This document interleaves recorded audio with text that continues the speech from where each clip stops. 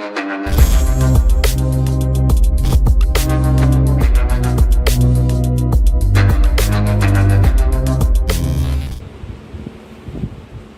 वालेकुम गाइस, कैसे हैं आप। उम्मीद करता हूं कि आप सब खैरियत से होंगे, खुश होंगे और हमारी दुआ है कि आप हमेशा खुश रहें, हंसते और मुस्कुराते रहें। मेरा नाम है रहमान अनवर, मैं मोहम्मद और मैं मुजफ्फर इकबाल। और आज हम जिस वीडियो पर रिएक्ट करने जा रहे हैं, इस वीडियो का टाइटल है XDGISI come out in PTI sport will train for POK। तो वीडियो भी काफ़ी अच्छी होने वाली है। तो सबसे पहले वीडियो देखते हैं और बाद में देते हैं रिव्यू। तो चलो वीडियो करते हैं शुरू।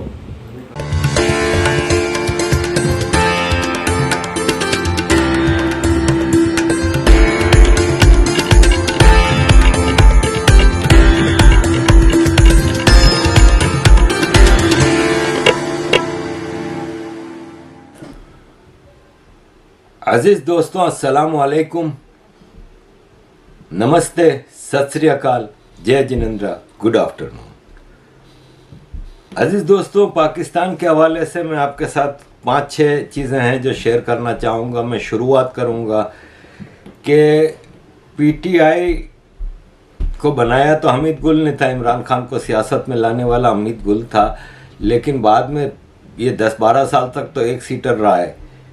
जब 2013 के इलेक्शन में इसको भरपूर तरीके से लॉन्च किया गया PTI को और सारे लोटे जमा किए गए थे, तो उसमें जो मेन किरदार था वो उस वक्त के ISI के चीफ जनरल शुजा पाशा और उसके डिप्यूटी जनरल ज़हीरुल इस्लाम का था।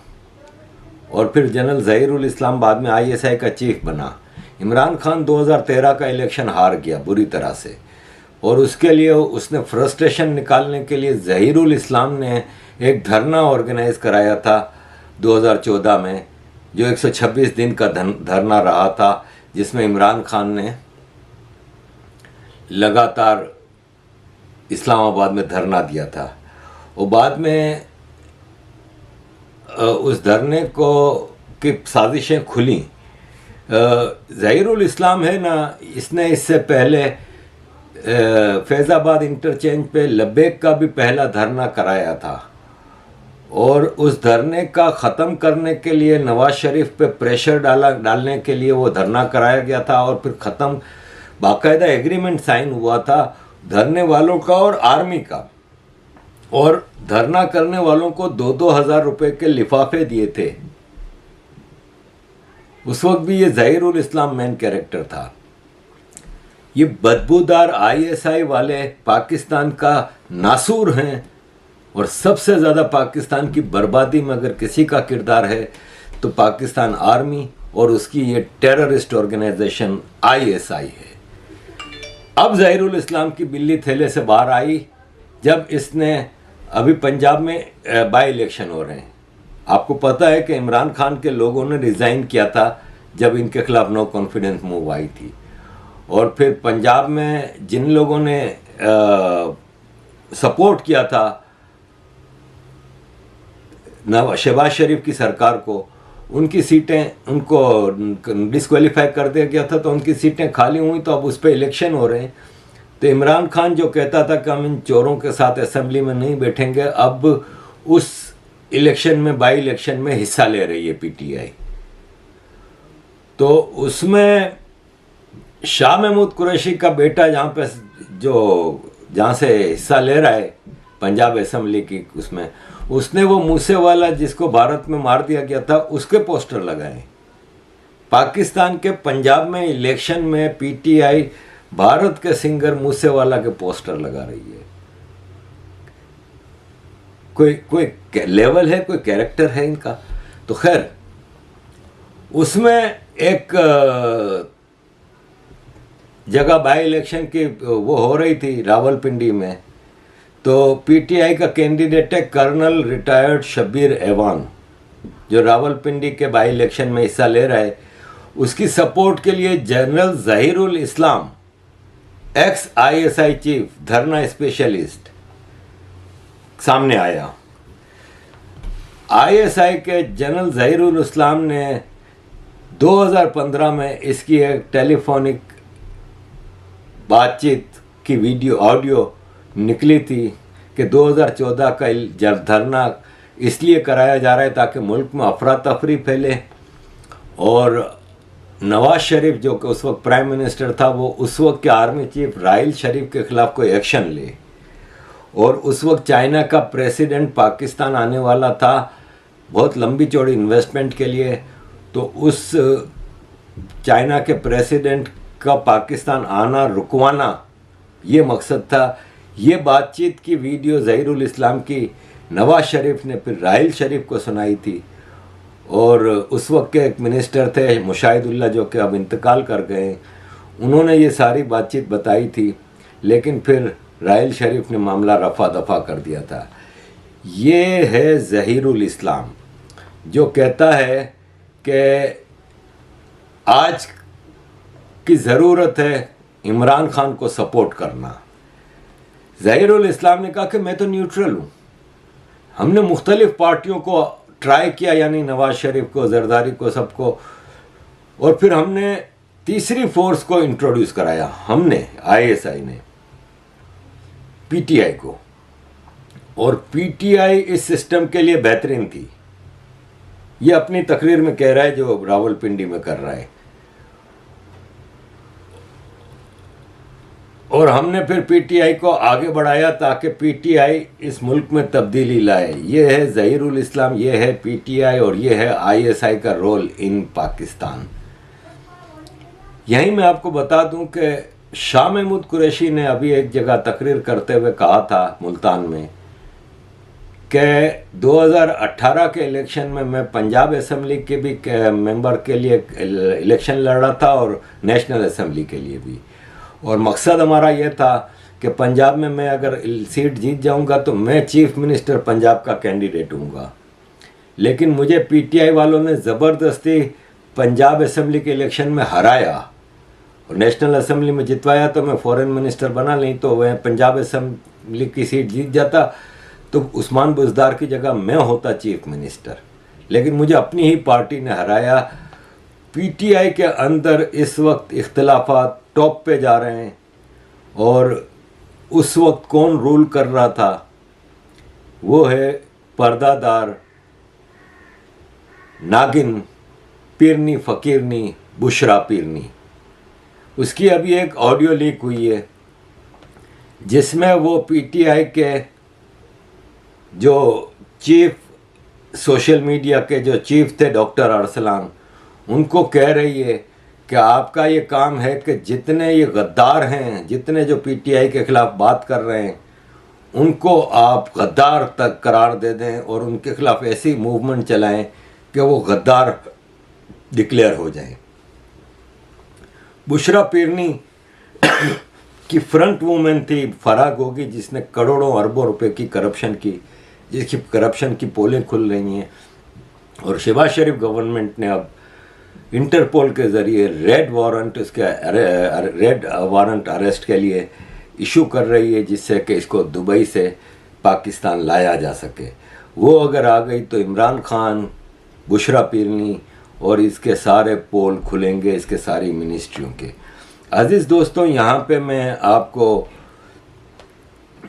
डॉक्टर आयशा सिद्दीक़ा का भी बयान सुना दूँ ज़हीरुल इस्लाम के हवाले से, कि जब ये ज़हीरुल इस्लाम की बात आई तो उसने कहा, डॉक्टर आयशा सिद्दीक़ा ने, कि फैज़ हमीद इस वक्त भी नवंबर में नए आर्मी चीफ़ के लिए फ्रंट रनर है, क्योंकि उसने आर्मी में अपनी बहुत मजबूत पोजीशन बना ली है, अपने ग्रुप को बहुत तगड़ा कर लिया है, और रिटायर्ड और current army officers Imran Khan को बहुत ज़्यादा सपोर्ट कर रहे हैं। तो कोर कमांडर है इस वक्त पेशावर का, लेकिन वो चीफ ऑफ आर्मी स्टाफ के लिए टॉप पोजीशन पे है इस वक्त।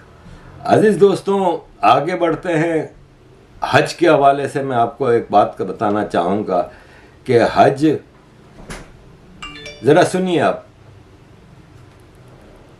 नाज़रीन, हज इस्लाम का एक बहुत इंपॉर्टेंट रुकन है और जिसको भी ये सादत नसीब हुई यकीनन बड़ा खुश नसीब इंसान है।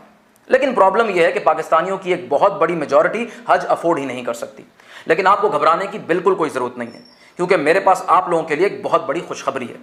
हमारी वजारत मजहबी अमूर यानी कि मिनिस्ट्री ऑफ रिलीजियस अफेयर्स ने एक फैसला किया है कि क्या हुआ अगर अवाम हज पर नहीं जा सकती।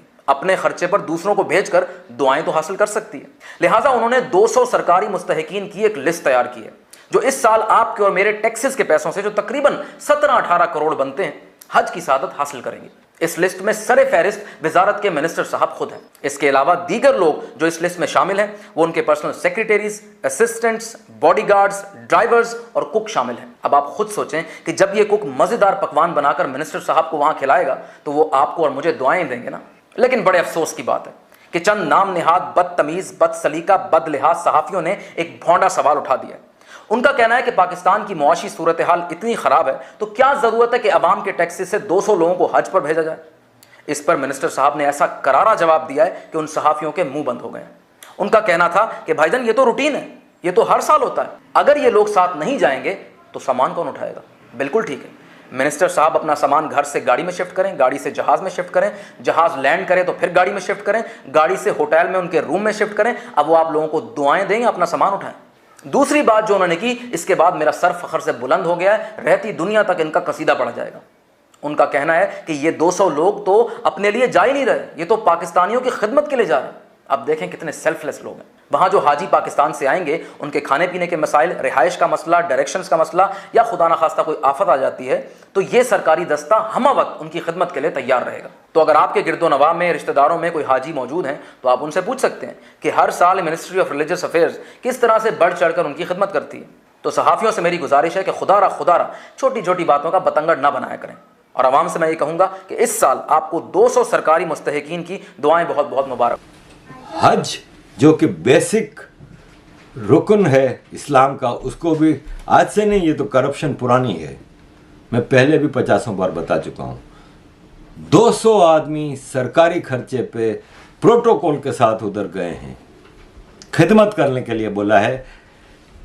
वहाँ पे ये लोग 5 स्टार होटलों में रहेंगे और जो हज के 5 दिन होते हैं ना, हज एक्चुअली होती है 9 जिल हज, आखिरी महीना होता है इस्लामिक कैलेंडर का, उसकी 9 तारीख को मैन हज का दिन होता है ये है कि 8 तारीख जिल हज की हम, अब जैसे आज है ना जिल हज की 4 तारीख है, 5 तारीख है, तो मंगल को 5 तारीख है, तो बुध 6, जुमेरात 7, फ्राइडे 8, तो 8 तारीख फ्राइडे को हाजी है ना मक्का से, मीना का एक मैदान है मक्का से थोड़ा दूर, मीना में जाएंगे, वहाँ पे टेंट में रात को रुकेंगे।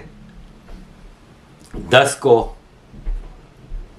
सैटरडे को सुबह सवेरे बसों में बैठ के अरफात के मैदान में जाएंगे जो वहाँ से थोड़ा दूर है।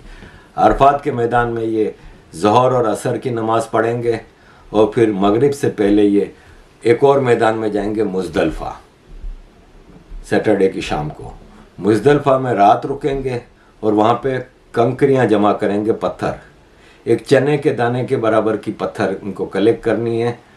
मीना में जहाँ पे पहला दिन गुजारा फ्राइडे का, वहाँ पे 3 शैतान बनाए गए हैं, उनको कंकरियाँ मारनी है, 7 तीनों को, और 3 दिन मारनी है। तो उस हिसाब से वहाँ से मुज़दलिफ़ा से कंकरियाँ जमा करेंगे, रात वहाँ रहेंगे और सुबह वहाँ से फिर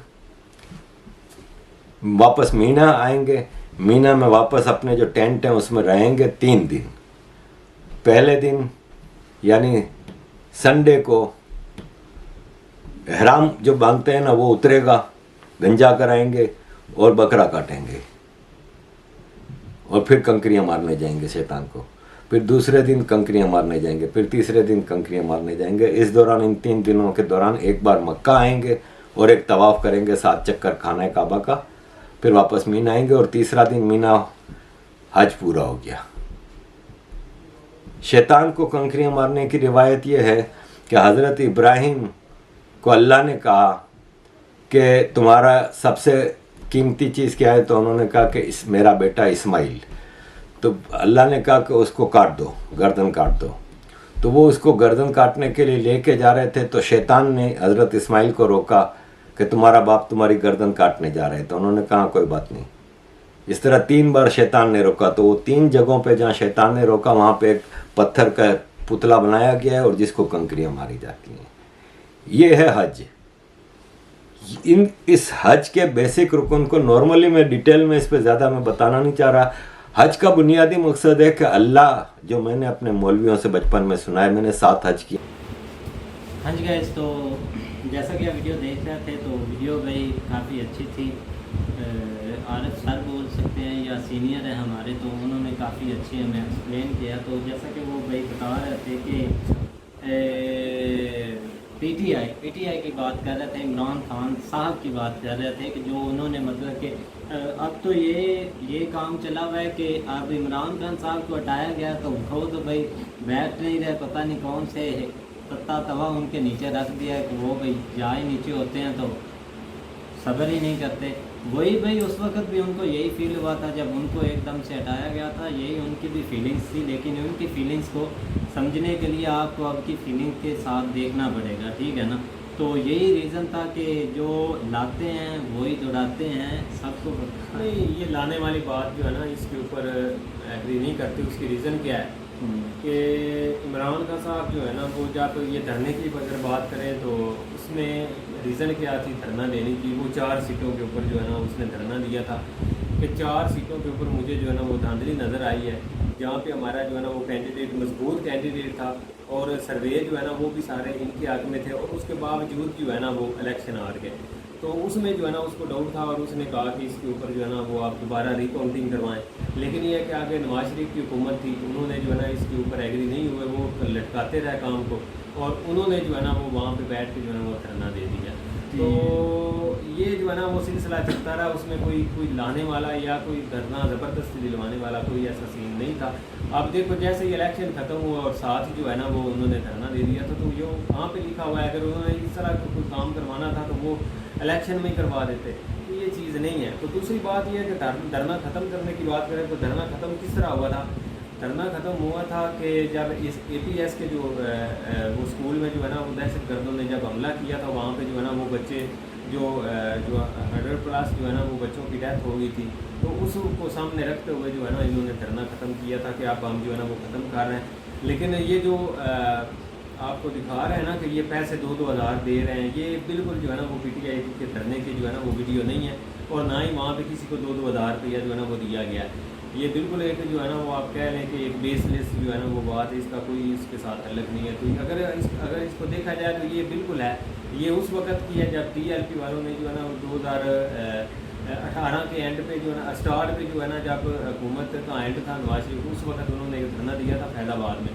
तो वहाँ पे जो है ना उनकी कुछ डिमांडें थी, और वहाँ पे जाके जो है ना इन्होंने कुछ पैसे दिए थे लोगों को, जो उनका तो मुतालबा ही ऐसा था कोई अपने रोज़गार के मतलब जो है ना। तो उस वक्त इन्होंने वो 2-3 दिन के लिए बैठे थे, तो उस वक्त उनको पैसे वगैरह दिए थे। ये उसकी जो है ना वो वीडियो दिखा रहे हैं। यार आप देखो ना कि ये बंदा है पाकिस्तानी, और इधर रहा भी है, इधर इसको एक किरदार भी मिला रहा है। और उसका सबसे पहले आप पीछे से बैकग्राउंड देखें कि पाकिस्तान का फ्लैग है, उसमें ये फटा हुआ फ्लैग लगाया हुआ है। बस बाहर के लोग बैठे हुए हैं वो। अब मैं आपको उनकी रियलिटी दिखाता हूँ। ये है MQ के जो कराची में थे, हाँ। जो कराची की MQ की गंदगी की पैदाइश थी, ये वो सब लोग हैं।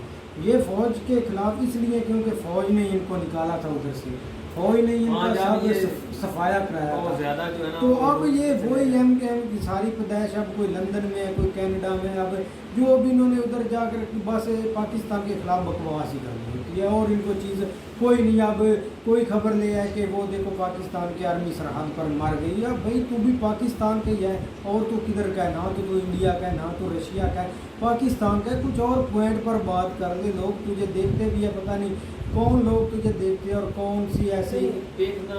अगर आप एक देखो ना पॉइंट पे आ गए हैं या एक पिक्चर पेश कर रहे हैं आप बैठ के, तो ज़ाहिर बात है आपको चाहिए कि आप इन चीज़ों से निकल के जो है ना वो जो भी हकीकत है, आप देखिए यूट्यूबर हैं, जिस तरह वो इंडिया के यूट्यूबर हैं सरवर शान है, वो कितनी अच्छी वीडियो बनाते हैं। वो इसमें जो है ना वो इन्फॉर्मेशन, आप बुजुर्ग हैं, आपके पास इन्फॉर्मेशन है, तो बजाय थोड़ा सा पॉइंट पर बात करें ना। अभी ये नहीं कि कभी फटा हुआ फ्लैग दिखा दिया, कभी कोई फेक वीडियो दिखा दी। ये तो जस्ट एंटी लोगों को जो है ना वो दिखाने के लिए कि मैं इस साथ तक, लेकिन ये नहीं सीन होना चाहिए। आपको तो मुल्क में अगर पैदा हो, ये यहाँ पे नहीं है, ये इंडियन के भी उधर बहुत सारे हैं। मैं बहुत सारे साथी देखे हुए हैं जो इंडिया के भी हैं, जो बाहर बैठे हुए हैं।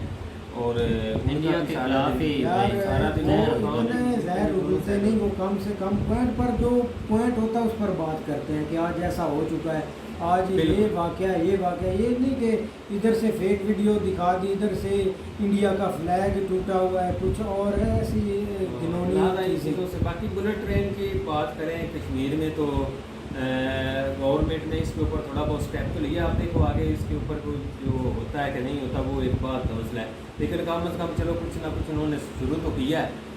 इसके ऊपर करना भी चाहिए, वहाँ पे भी ज़रूरत है। जिस तरह जो है ना ज़ाहिर बात है बहुत ज़्यादा जो है ना वो उनका सियाहत के ऊपर डिपेंडेंट है। वो बहुत सारे लोग यहाँ से भी जाते हैं और ओवरऑल जो है ना वो वहाँ पे देखने के लिए, तो उधर अगर इस तरह की चीज़ें बन जाएँ तो वो एक बहुत वहाँ की ज़रूरत भी है। तो दूसरा हज के और हाजियों की बात करें तो वहाँ पे वाकई जो है ना आजकल जिस तरह वो वीडियो बना के जो है ना वो भेज रहे हैं, तो मामला जो है ना वो खराब है। उसकी वजह भी है कि गवर्नमेंट को इन साइडों के ऊपर कोई तवज्जो नहीं है, उनके अपने मामलात में वो पड़े हुए हैं और इनमें वो लगे हुए हैं। बिल्कुल, और बस अपनी थोड़ी सब हाँ। अपनी अपनी। तो उम्मीद करते हैं कि गाइस आपको वीडियो पसंद आएगी। अगर पसंद आए तो लाइक सब्सक्राइब जरूर कीजिएगा और कमेंट में अपनी राय का इज़हार जरूर कीजिएगा। अल्लाह हाफ़िज़।